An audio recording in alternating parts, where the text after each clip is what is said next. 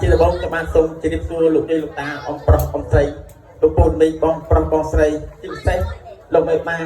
ទាំងពួនចាស់ស្មីខ្លួនទាំងពីរព្រមទាំងកូនកដោទាំងពុំមើលរូបយ៉ាងសោកសង្ហាផងដែរហើយគុំក៏មានកាយបងក្រាបទូលអស់ហើយប្រឡំតង់ហើយមកចង់សួរថាចេះនៅយុគមិញនៅអាសនៈប្រឡំតង់ហើយមានភាពរំជើបដែរក៏អត់អូមានភាពរំជើបរំជួលតាំងពីយុគមិញម្លេះក្រាបទូលអញ្ចឹង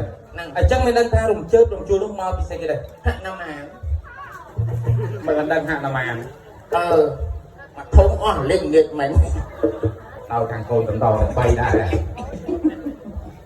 អញ្ចឹងណាព្រឹកមិញហ្នឹងសកៈទេវរាជដែលជាស្ដេចទេវតាបានកោះប្រជុំអស់ទេវតាទូទេវតាធំព្រះឥន្ទប្រព្រំមកដល់កញ្ចក់ទឹកប្រមាមើឧបនិស្ស័យមនុស្សនៅឋានកណ្ដាលហ្នឹងឃើញថានៅភូមិស្រណុកស្រុកសម្បូរនគរមានជ័យឯនោះចៅនោះបើបើគល់ជាលោកផុសផលាមហាសម្បត្តិចឹងហើយជុំសាច់ទេវតាទូទេវតាធំទេវតាកំមទេវតាម៉ាយទុំគុំគ្រាន់តែជាបឡុងតោះហៅមកធ្វើឲ្យបងក្រាបទូល